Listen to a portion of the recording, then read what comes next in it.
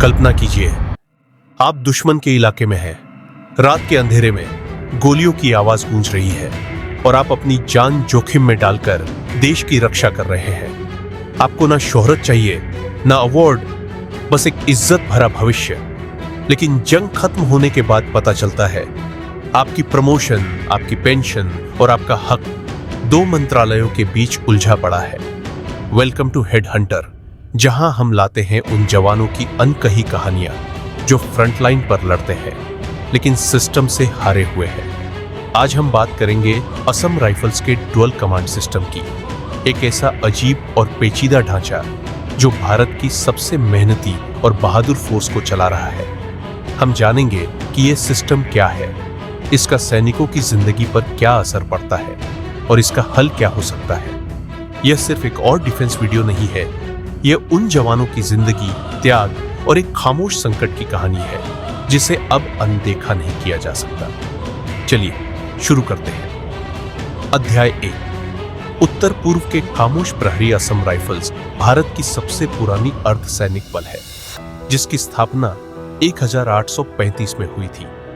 इन्हें north east के sentinels कहा जाता है क्योंकि वे भारत म्यांमार सीमा की रक्षा से लेकर उग्रवाद को कुचलने तक हर चुनौती में सबसे आगे खड़े मिलते हैं। वे ऐसी जगहों पर तैनात होते हैं जहां ना रोड है ना नेटवर्क, फिर भी देश की सुरक्षा के लिए ये जवान चट्टान की तरह डटे रहते हैं। लेकिन इनके साहस के पीछे छुपा है एक भ्रामक सिस्टम जिसे कहा जाता है डुअल कमांड। अध्याय 2। डुअल कमांड सिस्टम क्या है?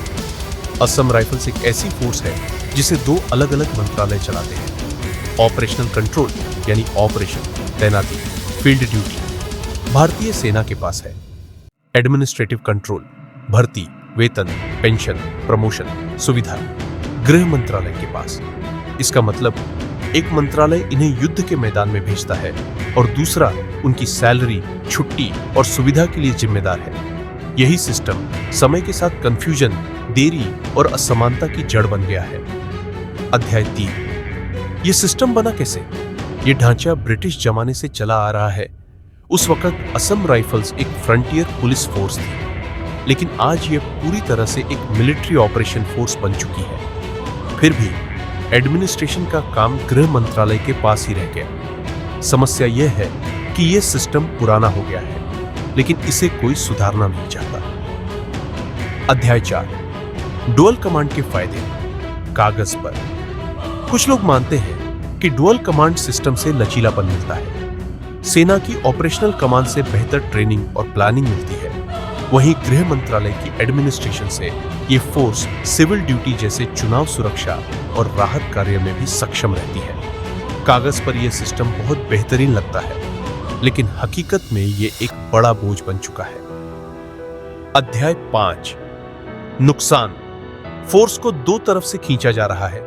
सबसे बड़ा नुकसान है क्लियर कमांड का ना होना। कई बार जवान ऑपरेशन में होते हैं, लेकिन प्रमोशन या छुट्टी के लिए महीनों तक फाइलें एक मंत्रालय से दूसरे में घूमती हैं। और सबसे दुखद बात, फायदे और सुविधाओं में भेदभाव।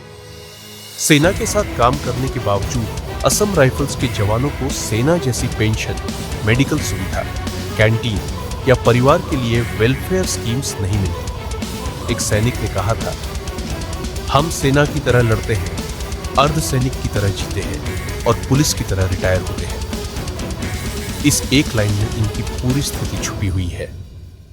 अध्याय 6। सैनिक की जिंदगी पर असर। जब सिस्टम टेढ़ा हो तो उसका सबसे बड़ा असर जवान और उसके परिवार पर पड़ता है। कभी मेडिकल बिल पास नहीं होता तो कभी बच्चों की स्कूल सीट अटक जाती है, प्रमोशन सालों तक अटक जाती है और जवान बिना प्रगति के फील्ड में लगे रहते हैं। इससे न सिर्फ तनाव बढ़ता है, बल्कि एक असुरक्षा और उपेक्षा की भावना घर कर जाती है। अध्याय 7। समाधान क्या है? समस्या बड़ी है, लेकिन समाधान भी साफ है। एकीकृत command, unified command. Assam rifles को पूरी तरह से रक्षा मंत्रालय के अधीन लाया जाए, ताकि एक मंत्रालय ही ऑपरेशन और सुविधा दोनों संभाले। अलग कैडर बनाना। असम राइफल्स के लिए एक विशेष कैडर बनाया जाए जो सेना के साथ जुड़ा हो, जिससे करियर ग्रोथ और प्रमोशन का रास्ता साफ हो। असम राइफल्स अधिनियम में संशोधन पुराने कानूनों को अपडेट कर फोर्स की आधुनिक भूमिका को पहचान दी जाए। समान लाभ, parity in benefits. Assam rifles के जवानों को सेना जैसी ही पेंशन, मेडिकल, कैंटीन और पारिवारिक सुविधा दी जाए। संसदीय निगरानी एक जॉइंट कमेटी बने जो इस रिफॉर्म की निगरानी करे ताकि सुधार सिर्फ कागजों तक न रह जाए। अध्याय 8, इंसाफ की पुकार। असम राइफल्स ने हमेशा देश की रक्षा की। अब वक्त है कि देश भी उनकी रक्षा करे। ये सिर्फ एक पॉलिसी सुधार नहीं है, यह है एक जवान की इज्जत, पहचान और हक की बहाली। सैनिकों को दो मोर्चों पर नहीं लड़ना चाहिए, एक बॉर्डर पर और दूसरा अफसरशाही के खिलाफ। समापन, आवाज बनिए, बदलाव लाइए। अब सवाल आपसे, क्या असम राइफल्स को पूरी तरह से सेना के तहत लाना चाहिए? क्या उन्हें वो सब मिलना चाहिए जो उन्होंने देश के लिए कुर्बानी देकर कमाया है? अपने विचार कमेंट में बताइए। वीडियो को लाइक कीजिए, शेयर कीजिए और सब्सक्राइब कीजिए हेड हंटर को, जहां हम लाते हैं देश के सबसे बहादुर जवानों की अनसुनी कहानियां। जय हिंद।